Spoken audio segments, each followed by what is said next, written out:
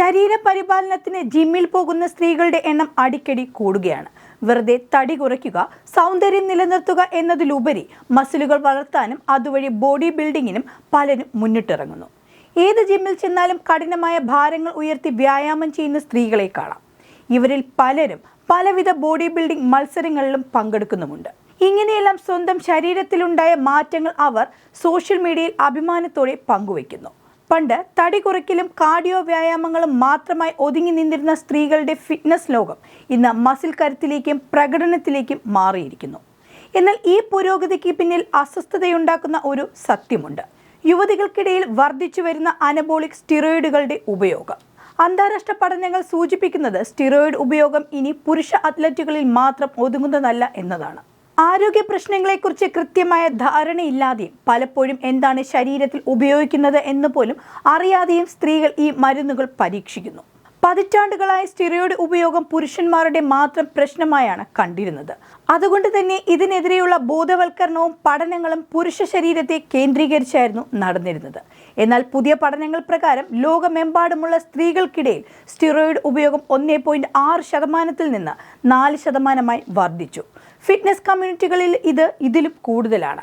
പെട്ടെന്ന് തടി കുറയ്ക്കാനും മസിലുകൾക്ക് വ്യക്തത വരുത്താനും കഠിനമായ വർക്കൗട്ടിന് ശേഷം വേഗത്തിൽ പഴയപടി ആകാനുമാണ് സ്ത്രീകൾ പ്രധാനമായും സ്റ്റിറോയിഡുകളെ ആശ്രയിക്കുന്നത്. സോഷ്യൽ മീഡിയയിൽ പലരും പ്രദർശിപ്പിക്കുന്നത് പോലെയുള്ള ശരീരം ചുരുങ്ങിയ കാലയളവിൽ സ്വന്തമാക്കാനുള്ള സമ്മർദ്ദമാണ് പലരെയും ഇതിലേക്ക് നയിക്കുന്നത്. പുരുഷ ഹോർമോണായ ടെസ്റ്റോസ്റ്റിറോണിന്റെ കൃത്രിമ രൂപമാണ് അനബോളിക് സ്റ്റിറോയിഡുകൾ. സ്ത്രീ ശരീരത്തിൽ ഈ ഹോർമോൺ വളരെ കുറഞ്ഞ അളവിൽ മാത്രമേ ഉണ്ടാകൂ.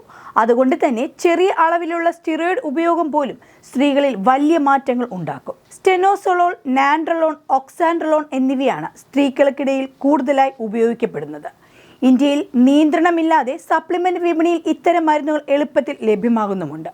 സ്റ്റിറോയിഡുകൾ മസിൽ വളർത്തുക മാത്രമല്ല, ശരീരത്തിലെ ഹോർമോൺ വ്യവസ്ഥയെ തന്നെ തകിടം മറിക്കുന്നു. മുഖത്ത് രോമം വളരുക, ശബ്ദം കനക്കുക, മുഖക്കുരു, മുടി കൊഴിച്ചിൽ തുടങ്ങിയ നിരവധി ശാരീരിക മാറ്റങ്ങൾ ഇതിലൂടെ ഉണ്ടാകും.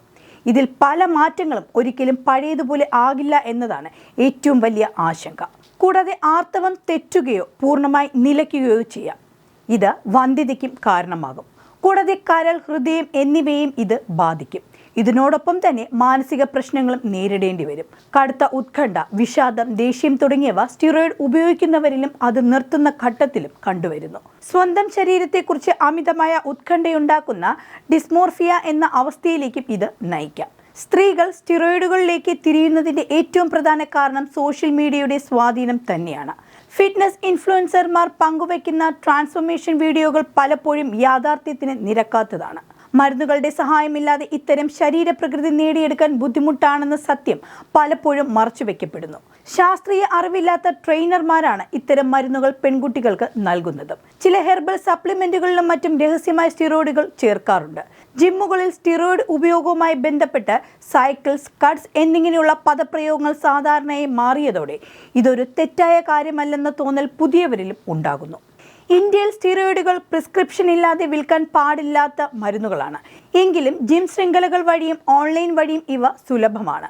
സ്ത്രീകൾക്കിടയിലെ ഈ ഉപയോഗത്തെക്കുറിച്ച് കൃത്യമായ പഠനങ്ങളോ നിയമനിർമ്മാണമോ നമ്മുടെ രാജ്യത്ത് ലഭ്യമല്ല. ചിട്ടയായ വ്യായാമത്തിലൂടെയും ശരിയായ ഭക്ഷണത്തിലൂടെയും ആരോഗ്യം സംരക്ഷിക്കുന്നതാണ് ഏറ്റവും നല്ലത്. സ്റ്റിറോയിഡുകൾ പെട്ടെന്ന് ഫലം നൽകിയേക്കാം, പക്ഷേ അവ വരുത്തിവെക്കുന്ന ദീർഘകാല ആരോഗ്യ പ്രശ്നങ്ങൾ ആ നേട്ടങ്ങളെക്കാൾ വലുതാണെന്ന് ഡോക്ടർമാർ മുന്നറിയിപ്പ് നൽകുന്നു. ഏതെങ്കിലും തരത്തിലുള്ള പ്രകടനക്ഷമത കൂട്ടുന്ന മരുന്നുകൾ ഉപയോഗിക്കുന്നതിന് മുമ്പ് ഡോക്ടർമാരുടെ നിർദ്ദേശം തേടേണ്ടത് അത്യാവശ്യമാണ്.